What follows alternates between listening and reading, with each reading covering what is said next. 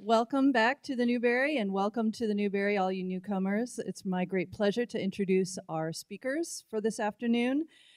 First up, Perri Small, a veteran Chicago journalist and host of the Midday Madness show on WVON, where she shares raw and unfiltered perspectives.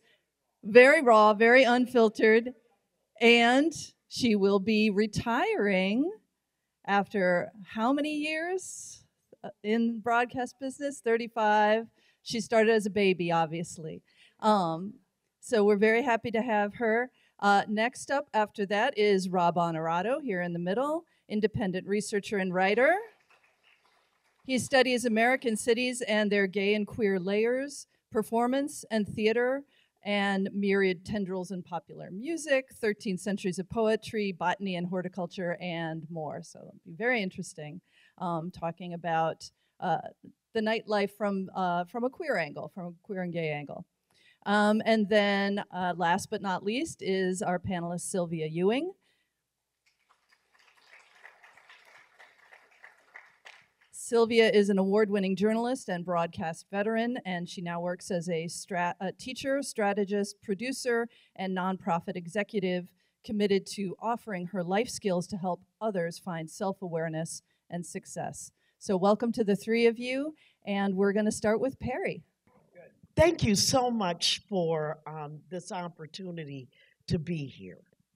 And the reason why it was so important is because I've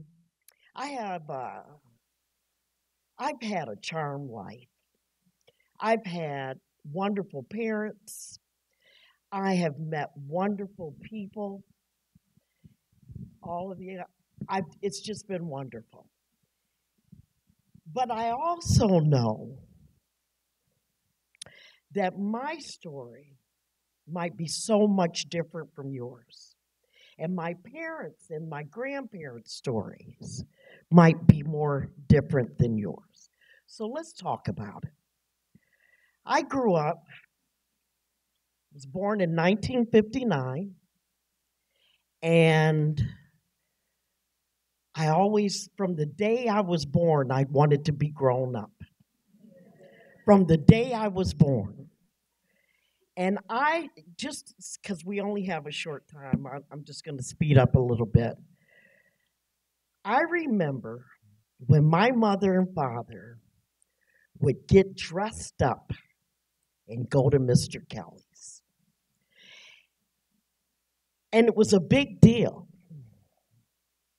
My family, my father, my mother was an educator. She was the first Black woman to get the most dedicated teacher in the city of Chicago award.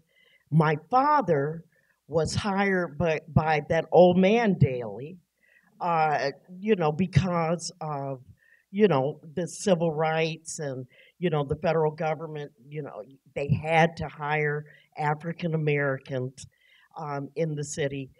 My father was a building inspector. That was a very coveted job at that time. My father had 100,000 degrees, I swear. When he died, I had no idea. He had degrees from everywhere, from DePaul, University of Illinois, just everywhere. And so what was so significant about my father getting this job and his friends is that Mayor Daley, he was like, well, they won't last a day. They won't last a year. So my father and about 10 of his friends, they were able to get this coveted job. Now, this is where it gets interesting. The way that they became middle class, all of them served in the service. My father served in the Korean War. And they worked at places like the post office because they were raising and building families, right? So this is the best story ever.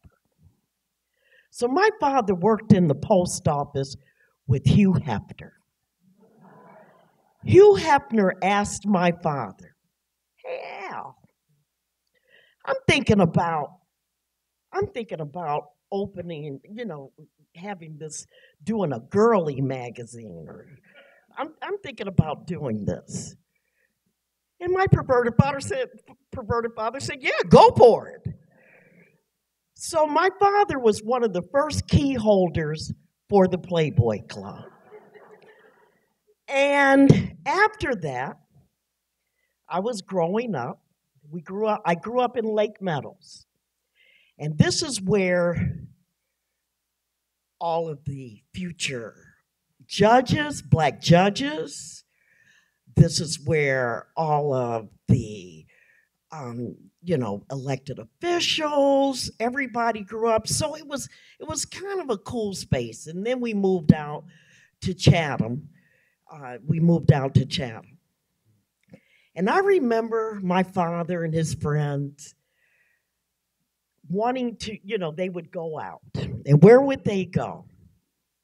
They'd go to Rush Street. My father actually sat at bars with Alan Greenspan. Yep, that Alan Greenspan on Rush Street. And so I would be so enthralled with his stories. I was like, I want to go to Mr. Kelly's. I want to go to all these places. And the closest that I could get was my father would take me out on father-daughter date nights to the Playboy Club. And I thought it was so cool when he would say, hey, Bunny, come over. And that was, I guess, for a lot of people that would have been strange. That's just all I knew. The beauty of the Playboy Club and Mr. Kelly's was that was the only place that you could go in an integrated setting. And I just remember when my mother was beautiful. I thought she was the most beautiful woman in the world. My father did, and everybody else too. And I said, when I grow up, I want to dress up like my mother and go to and just be able to go to Mr. Kelly's. I never had that opportunity. So when I had the opportunity to talk to David, and we were talking about Mr. Kelly's and what it meant, and that's why I brought these two albums. Mr. Kelly, A Date Night with Della Reese at Mr. Kelly's, and Sarah Vaughan, who in March was her centennial birthday. And that's her album from Mr. Kelly's. To bring that to you is not an homage to just Mr. Kelly's. It's to the people that made it possible for these artists to be able to perform and have an integrated audience way before Las Vegas opened up. These same artists would have to go through the back doors in Las Vegas at the casinos and couldn't even stay at the hotels. They had to go someplace else. So it's just so much history. And I tell people in my audience all the time, I am probably the first generation that benefited from the civil rights movement and everything that happened for that, because of that. And it's just a tale that needs to be told. And people don't hear it. They take it for granted. These young people today, you've got people that have these wonderful residencies in Las Vegas. They can perform wherever you want. It was very limited in Chicago. Chicago, when you talk about the most segregated city in the country, it was in every aspect. And look at us today. So for me to be here, to be able to address you and tell you about my parents and being able to retire as a journalist in the greatest media city in the world is the biggest honor of my life. And this being here, the Newberry, which I think is one of the best, this, the Oriental Museum, so many of these places are just, it's just an honor to be here with you. And if you have any questions, I'll be more than happy to answer them in the Q&A. And thank you so much for putting up with me. Thank you. Hello. Hi, everybody. My name is Rob. Thank you, Perri, for sharing your firsthand experience. Then after me, Sylvia will be sharing some firsthand experience. I am a little bit younger. I'm a member of the generation that you referred to, probably. And so none of my research necessarily firsthand, but for ages now, I've been fascinated by Chicago's gay and queer history, and which is myriad and really important. It's actually kind of wild how many kind of landmarks in kind of the path from invisibility to liberation and beyond in the gay and queer world happened. Not just in Chicago, but actually within a 1.5-mile radius of this building, in this neighborhood and the neighborhoods around it. So I wanted to share some of the kind of fascinating things and tidbits from that history. And so when we're talking about gay and queer nightlife, it's not necessarily just official gay bars or venues.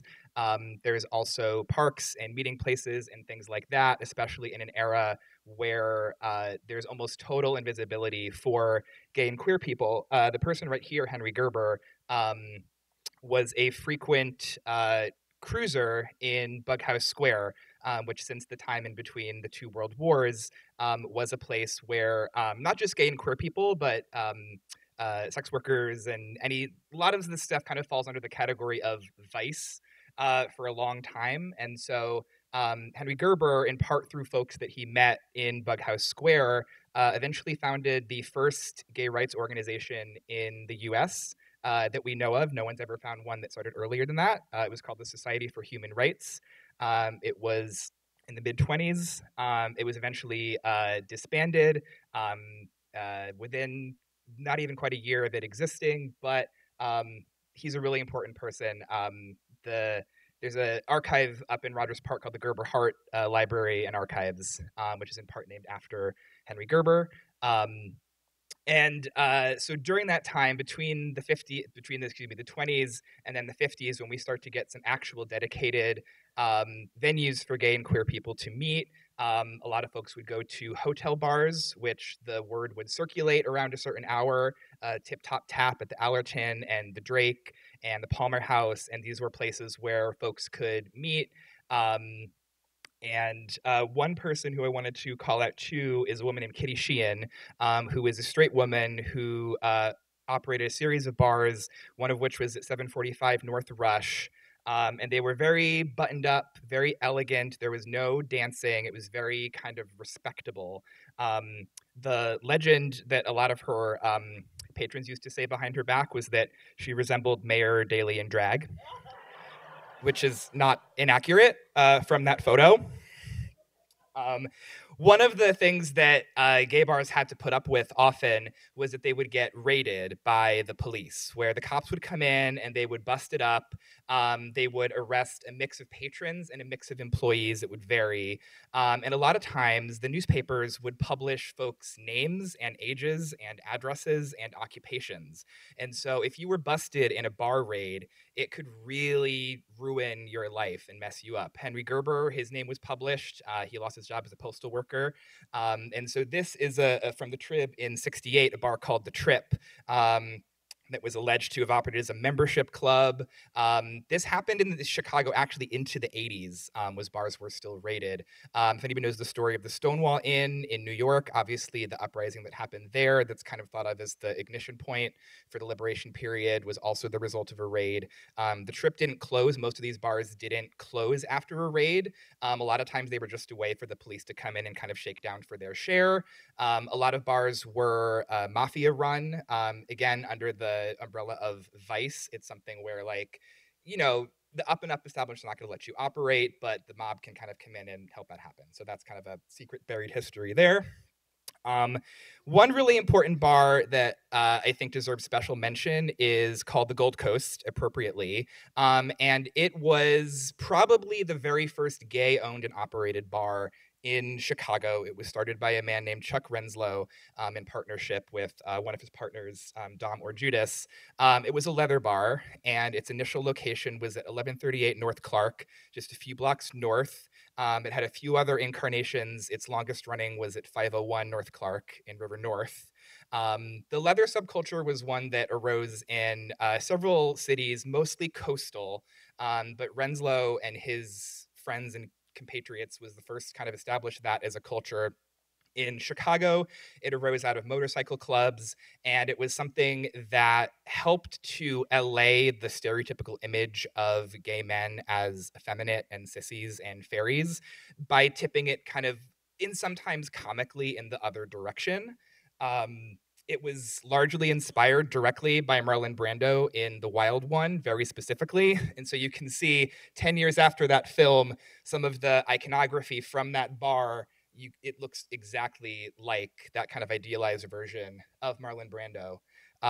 Dom, who was on the slide before, he was also an artist named Etienne, and he designed all of the posters and decorations and advertisements for the Gold Coast and for Renslow's other businesses.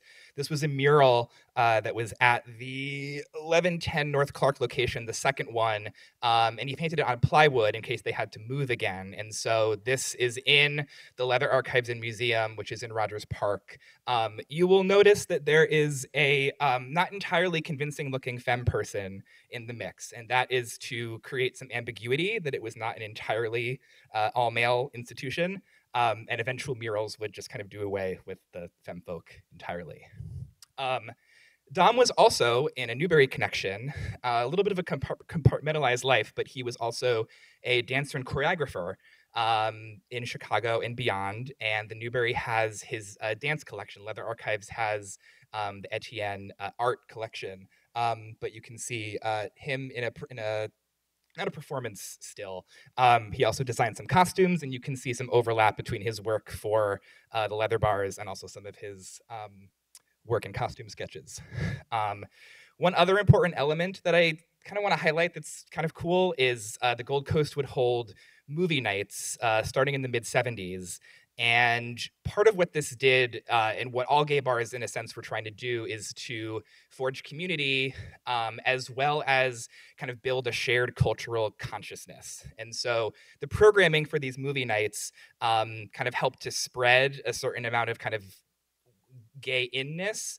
And so you can see it kind of alternates between things like Barbarella, which is obviously a camp classic, and then Rollerball, a more contemporary film that would obviously appeal to a leather audience, and then All About Eve and Sweet Charity and things like that. And so there's accounts of folks who were intimidated by a crowd of leather men waiting to go in to see the movie, and then they would go, and all these queens let their hair down and knew every single line to All About Eve, and it kind of like softened that entry and helped kind of bond and bring the room together.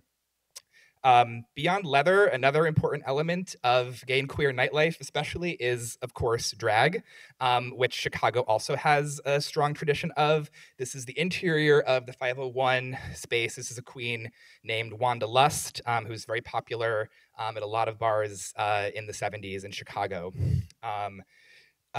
Legendary drag venue of note is the Baton Show Lounge, which opened in River North in the 430 block of Clark. It's still in existence. A few years ago, it moved to Uptown on Broadway. And the Baton Show Lounge was the second or third gay owned. So between Chuck Renslow kind of taking over the Gold Coast in the early 60s, and then it was 68, 69, that Jim Flint, who's a legend, I've seen him at the Baton, opened the Baton. He went by Felicia. I think it says Felicia somewhere there. This is a queen named Miss Tilly. The Gerberhardt Archives has her papers. As you can see, she's pretty fabulous, pretty emblematic of the style of drag at that time. as is this cohort of performers who were competing for Miss Gay Chicago, which is a pageant that is essentially still in existence. It transformed into Miss Continental, which for folks who know is probably the second most prestigious drag award that you can win after winning Drag Race. This is Jim Flint, Felicia over in the corner there.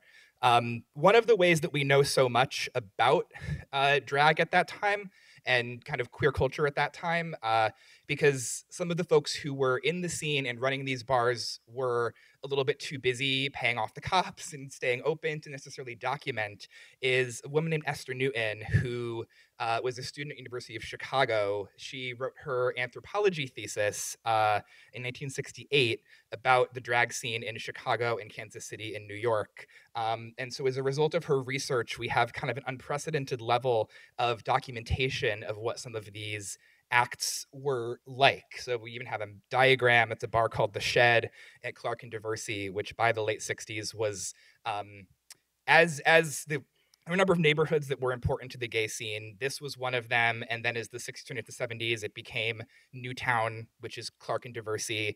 And it wasn't until Little Jim's opened in 1975 that Boys Town, North Halsted started to become an anchor of that district. I also love this photo of her because it literally looks like if Mo Tucker went to Velvet Underground band practice in Lou Reed drag. So if you've been to the Mr. Kelly's exhibit, you see these kind of guides, these weekly guides that advertised bars and clubs in the city. And we had a gay version too. These started as kind of like secretive kind of notes that were photographed and kind of passed around, but eventually they began to be published, and you could find them at bookstores. There were codes to kind of help folks find the scene that they wanted, and so you start to see kind of the genreification of gay bars. By the 60s into the 70s, there are enough bars in places that you can kind of have your pick of, do you want to go to a leather place? Do you want to go to a place where there's dancing? Do you want to go to a disco? And these kind of formalize everything and help folks be able to find what they're looking for. As you can see, kind of a listing for some of these bars. Kitty Sheehan's, remember her, Mayor Daley? That was still open in the 70s. Piss Elegant, very gay. It's on its way out. She dies in 1877. One last element that I want to talk about is ways that Babs. Obviously, it's a cliche that Barbra Streisand and Bette Midler are really important to the gay and queer community. They just are. There's just something about them that we love. And they both played engagements at Mr. Kelly's early in their career, about 10 years apart. Barbara in 63 and Bette in 72. And they both came from venues in New York that were implicitly or explicitly gay coded. Barbara, her first performance engagements were at a club in Greenwich Village called the Bonsoir, that was not above the title gay, but there was a bar in the back and the boys knew where to go. Bette Midler, very famously started her solo performing career at the Continental Baths, a men's bathhouse in New York. But when folks like these played Mr. Kelly's, I have to imagine that the clientele at the bar that night was a little bit different from the usual heterosexual couples paired off, that there were a lot more single men and girls who were coming to see these folks. And that's Oak Street Beach on the People album cover that she shot while she was here for her Mr. Kelly's engagement. That is more or less what I have. There's another core element of gay and queer nightlife, which is disco and dancing, which I have a ton that I could speak about for the purposes of today. I'm so honored to pass it over to Sylvia. Hey, everybody. How about a round of applause for Rob? And welcome to our guests who joined us a little late. It's probably you joined and saw a lot of exciting new stuff on the stage. We're glad to see you here. I'm going to be peeking over that way to keep an eye on time. What I'd like to do is talk a bit about some research that I did, both as a journalist, as somebody who worked on 848 and for Chicago Tonight and other programs that covered culture, some anecdotal stories from friends, and also my story. And then I'm going to leave you with a look back and a look ahead, because for folks in this room and those who are joining us virtually, we've got a sneak preview of a new documentary from WTTW. So it'll just be us looking at it, right? So we can have that conversation. Does that sound good? All right. So looking back, Perri talked about her age. I am older than her, so I'm the boss. I am 67. We had the opportunity of working together at WVON back in the day, known as the Voice of the Negro and then the Voice of the Nation. And in working on the south side of Chicago, I got to understand the tale of two cities. And places like Mr. Kelly's was a bridge builder. It was a space where people did feel welcome. And I talked to my friend Claude Cunningham, who turned 75 in April. He was the unofficial mayor of Navy Pier. He was a black man who built that studio, who was involved in radio and television way back in the day. And he shared taking a prom date to Mr. Kelly's. He talked about how important it was to see Sarah Vaughan there. And for people like Claude, it was a marker of excellence for the milestones of life. And I don't know if there are folks here who had that. You're going for a big event and you want to be at Mr. Kelly's. For other folks, they were regulars. Like that was their jam. That was where they hung out. I don't know, Jackie Grimshaw, Judith Cossey, some folks that might be listening that are from those generations. They talked about what it meant to be able to see the top performers. And then folks who might have been openers. David's going to take a look, David Marenthal, who we evoke because, you know, he brought this exhibit to life in his documentary. And here, he's going to check to see if my friend Sasha Dalton performed there. She thinks she did. Yeah, I see some applause. She brought the Gospel Festival to Chicago, and she might have been one of the opening acts back in the day. I talked to friends who saw Mel Torme and Ray Charles at the London House. But then that tale of two cities. Folks were perhaps coming here, but they were also at the Club de Lisi. They were also in the remnants of 47th Street. There were places called the High Chaparral. There were places that brought blues to life in Chicago. And every now and then there's a civic plan to, you know, say, we're going to keep blues alive. In many black communities, blues never went away. My friend Billy Branch would say, Sylvia, they know me in Japan more than Chicago. Well, that's not really true anymore because people like Billy have kept the blues alive. Clubs called like Artists.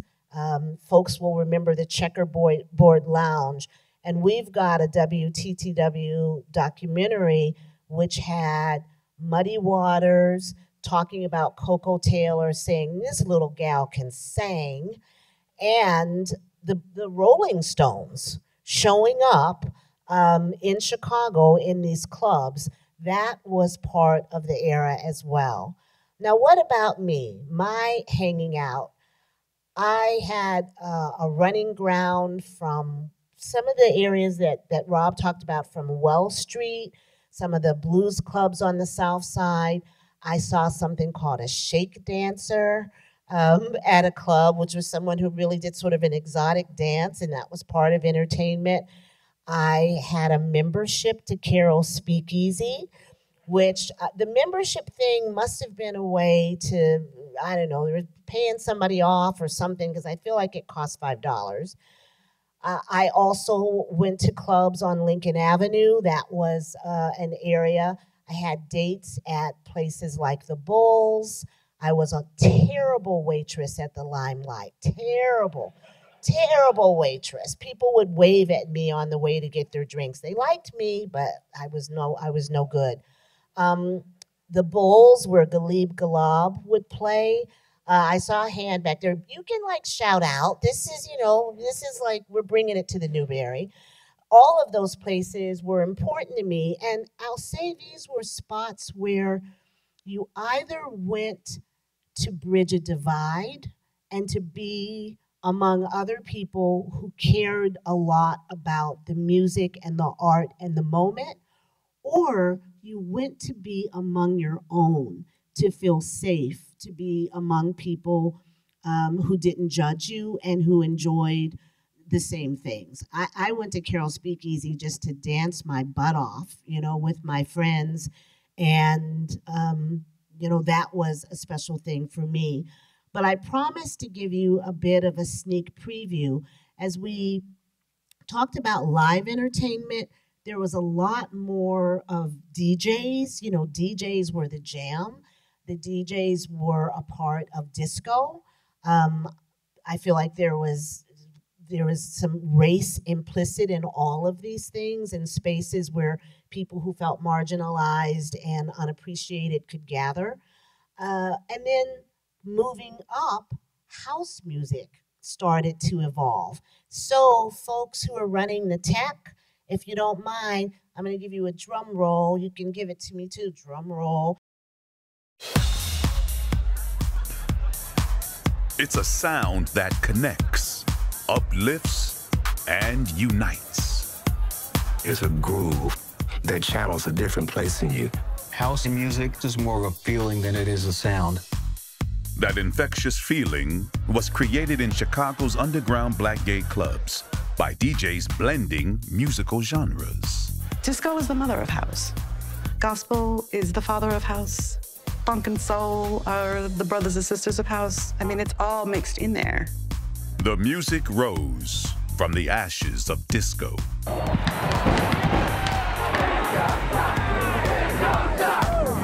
America loves the music of black people, but not always the actual black people who create it. House music is disco's revenge. House music spread worldwide. It's essentially the blueprint for all of electronic dance music. When you move your body for the goal of joy and ecstasy and freedom and liberation, and it just does something. And it all started in Chicago. And it's Chicago. It's born and raised here. Yes, this is it, We have taken over the world. House music, a cultural revolution on Chicago Stories. You can find these stories. The Mr. Kelly story was on PBS, on WTTW. There is a great documentary on 47th Street that we've got to pull up from the archives. The birth of all kinds of music. But I hope that gives you a snapshot both of the big picture, of my journey, of the connection to the music, and just reminding all of us that this type of entertainment, this type of coming together is what helped people to know someone a little bit better. And it's also what helped people to show their identity and to be proud of who they were. So I think I'm the last formal presentation, and we're probably going to go to Q&A. Thank you so much for listening.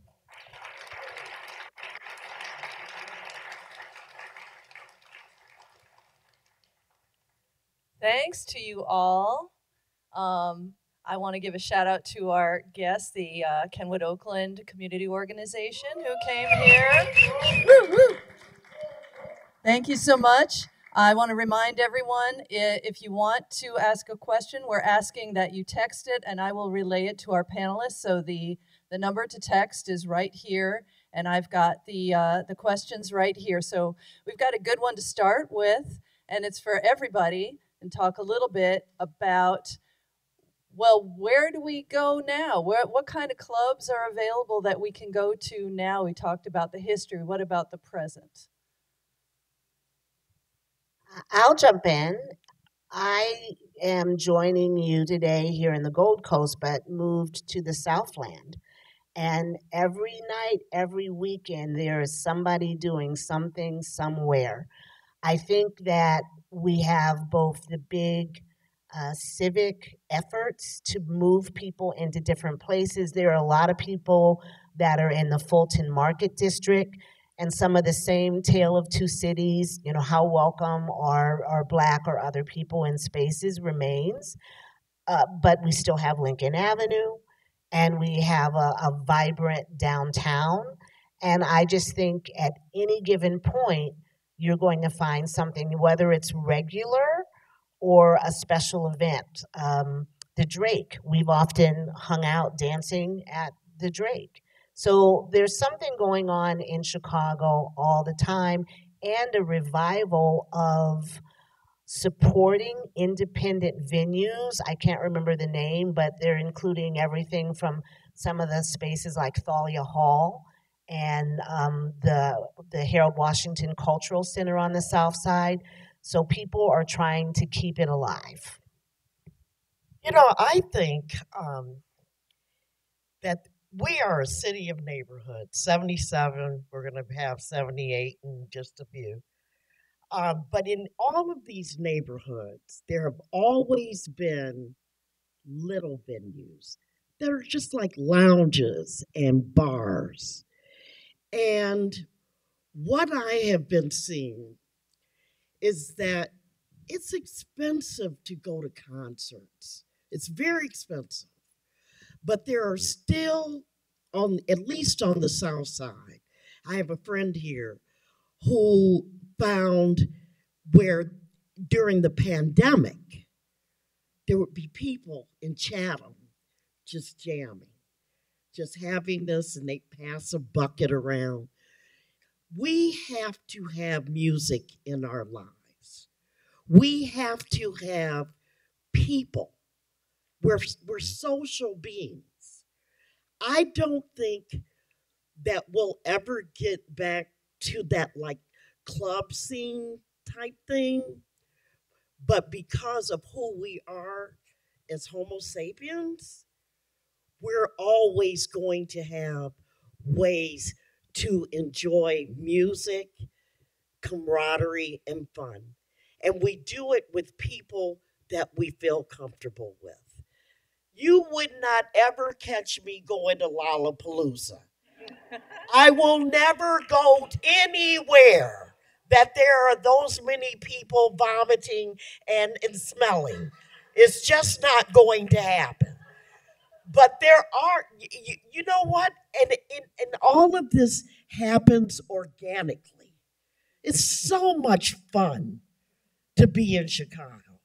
We have a scene like no place else. I thank you for the wonderful presentation you gave, Rob. And thank you for that little tease, Sylvia. I wanted more. So and I think all of you would agree, right? But we will always, especially here in Chicago, we will always be groundbreaking. We will always do things differently that other people don't do, and how we do it. So I think we'll do it better. We'll always do it better. What's the next question? All right. You know we're the best. This is one I don't know the answer to. Hopefully you all do. What about the Forum and its future potential? Have we heard of the Forum? 43rd? Well, I know there are so many spots. I can't speak to the Forum, but I know under this mayor and with some of the federal funding that is passing through, there's development everywhere. I will speak to the city, the Bronzeville Winery. Yeah. That is an amazing place. Bronzeville is booming, and wherever there is a venue, there can be an act. So thank you for saying more about the Forum. I can't speak to it, but stuff is popping. That's right. Okay, thank you for that. Rob, this is for you. Have you done any research or studying concerning gay women? Fabulous question. So, you know, Chicago has a history of, it varies from era to era, place to place, as far as kind of the intersectionality and the integration and the blending of different communities. I have done less so than kind of the venues that were specifically for gay men. it feels very kind of separate. There was kind of a lot of not always explicit agitation, but Chicago wasn't always the best at kind of getting gay men and gay women to kind of play along and go to similar venues. I think that there's definitely a separate strand of women's nightlife history. I mean, not to speak for everything, but broadly, I think that especially in the 60s and 70s, lesbian communities and gay male communities, as well as trans communities, which I kind of bridged the divide, especially in that time, did kind of want to establish certain separateness, not deliberate separateness, but kind of I wish that historically there was more cooperation, and also this is something that unfortunately kind of speaks to now, is that there are kind of fewer women and kind of trans-centric spaces as opposed to male-centric spaces. And I think that to speak also to things that are happening contemporaneously, those are things that aren't necessarily keyed to a bar itself, but can be keyed to an evening or kind of a rotating or moving party and things that are aimed to be more inclusive. So I've been doing research at varying stages of kind of like casualness versus intensity. And as a result of kind of this, I wanted to focus on some of the bars that were just in this area, which happened to be gay male focused as opposed to femme focused. But that history is still there. Great, thank you. Next question is for Sylvia. Whatever happened to the Bulls Lounge? I remembered it had the best jazz in Chicago back in the 70s and early 80s. Yeah, I don't know what happened. Anyone in the audience have any Bulls? It was beautiful, kind of on the corner. It was a death trap. Oh, stop it. Stop it. It was a death trap. Was my favorite. Say more, Perri, say more. It was one way in, one way out. It was in a basement, and it was the best time of my life. Oh, yeah. And probably didn't ask him fire inspection, probably. Yes. I used to go every Friday. My friends and I went there every Friday, but it was a death trap. Well, they had John Barleycorns down the streets and all of these different places, but that's the beauty of Chicago. Right. You could make a venue anywhere. And we all, of course, we had speakeasies, but if you remember Dingbats, one way in, one way out. Yeah. That's where Mr. T was a bouncer at that time, but it was so much fun. Today, being old and nervous, I would never be able to go in these spaces. And then in the wake of what happened at the E2 Club, where so many people's souls lost their lives because they couldn't get out.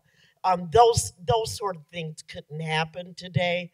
But, you just think back, and it was just fun. It was just fun. Well, and I want to just share, there were these spontaneous and planned parties. There were May Day parties at a printing place where Ed Asner and all the lefties of the day would come. Yes. And I can remember going from loving those parties, I think it was at Salcedo Press, like a loft space, to being at a party where the floor was actually vibrating and thinking, this place is going to fall apart. The warehouse was sketchy too. Right. So you do reach a point in your maturity when you think, is this a good idea? There is a comment, but I'm going to turn it into a question. I went to Mr. Kelly's after my graduation in 1961, but I also saw fabulous jazz musicians, including John Coltrane, Max Roach, and many more at McKee's on the South Side. Any memories of McKee's? I don't have any. No, I never. Okay. I never. Thank you. Where was the Keys? On 61st, McKee's. That would have been early. If anybody saw Coltrane, that would have to be by 68 before. Well, this person graduated in 1961, so yes. Early Coltrane. Early Coltrane. And that was the beauty of Mr. Kelly's. You had artists, at the beginning of their careers. When you put Barbra Streisand up there, I almost die. Because I'm a Babs person. I live and die for Barbra Streisand. I'm sorry. But that was one of the reasons why I wanted to go to Mr. Kelly's, because how cool would it have been to see Lenny Bruce at Mr. Kelly's, or George Carlin, or Richard Pryor, or any of these folks? It was such an intimate space. And I just remember my father and his friends, and they would talk about all of these wonderful people. And I said, I cannot wait till I get grown up, smoke cigarettes, drink whiskey, and sit at Mr. Kelly's and come home smelling like cigarette smoke. Well, there you go. One of our participants is saying it's worth mentioning for people the Chicago Black Social Culture Map, produced by the group Honey Pot. I know I've seen they've sort of charted the history of hip hop, I think, in Chicago. Wondering if people know of similar digital mapping of entertainment, history, culture, etc. going on. I have to say, for creating the Mr. Kelly's exhibit, I did create a map. It's not a digital map, it's an actual map on the wall in the gallery showing the hotspots that were happening around Rush Street and how many there were with Mr. Kelly's. But I'm not familiar about any other cultural mapping going on. And Rob, do you know of anything happening in through Gerber Hart or the Leather Museum of that sort of mapping? Gerber Hart and Leather Archives definitely are kind of repositories for a lot of the history. There was a book that came out a few years ago that I used for my research.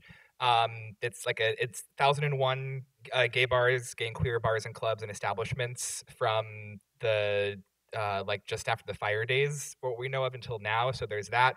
I know other cities have actual kind of more robust digital and kind of programs. I know New York City has an LGBTQ kind of history just based on sites, and they have a digital archive. And so these are things that kind of like a lot of these kind of like city-specific history projects will create. I don't know of like one big one for kind of Chicago queer, but again, all these things kind of bleed into each other. And so there's more so than when I started doing research, 5-10 years ago. There's more kind of out there.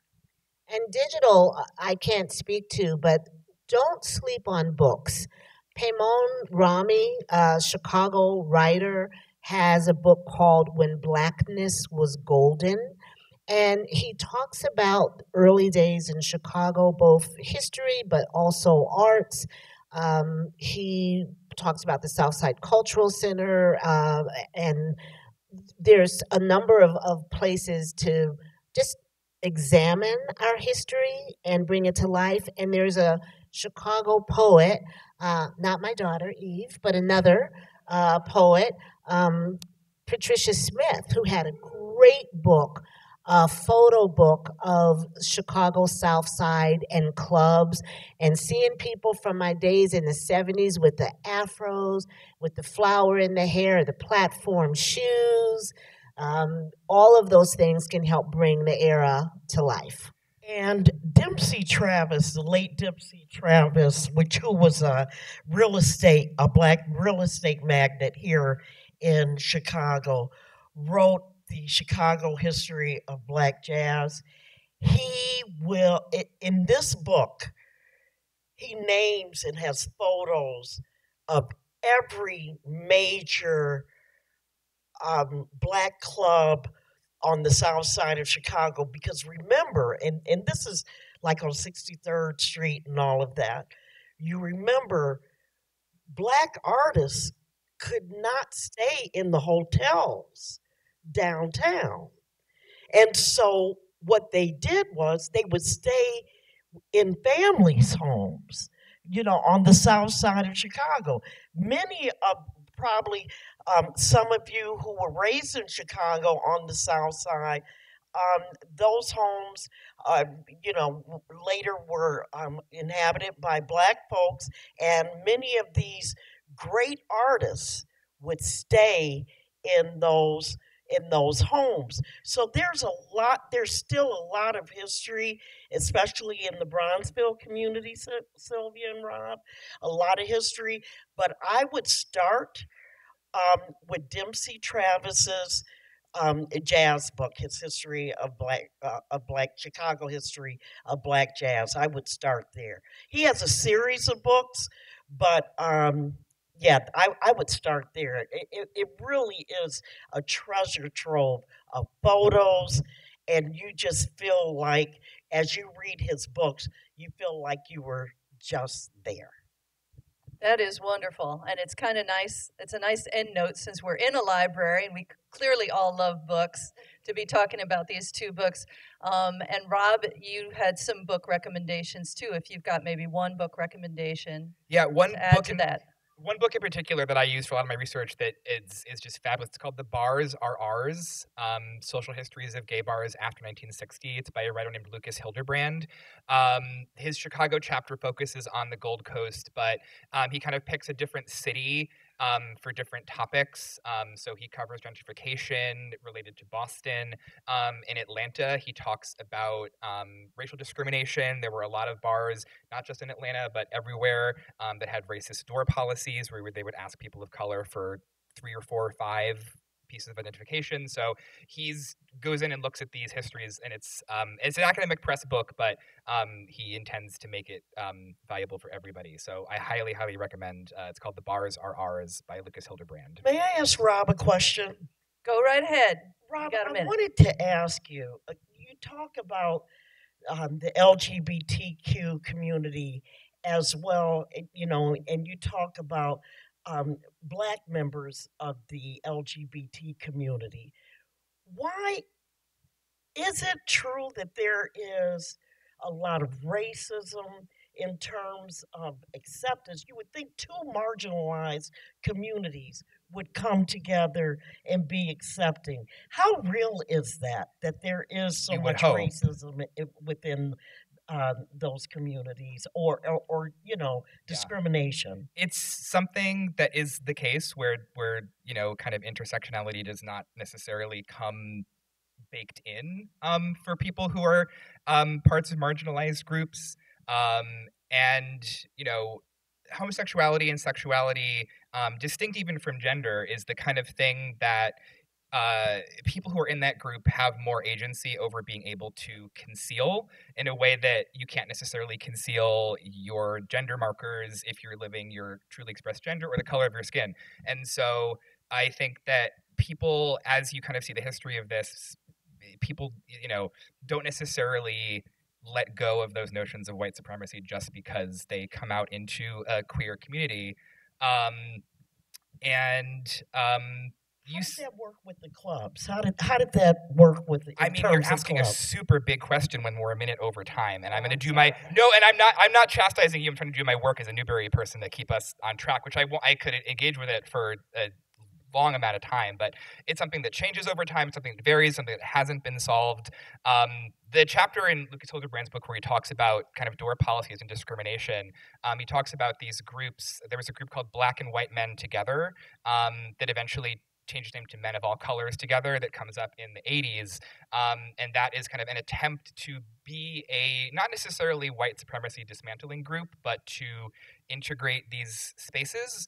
And it's something that at times, you know, people in that group are accused of kind of perpetuating fetishization of, you know, of white men just kind of fetishizing Black men and just trying to integrate it so that they have more partners. And so there's kind of different ways that folks at different times have tried to attempt it, because you can kind of force a bar to become integrated, but that doesn't necessarily change the minds of its patrons and its populace. You need to have Rob on your show, and you all can go deep on it.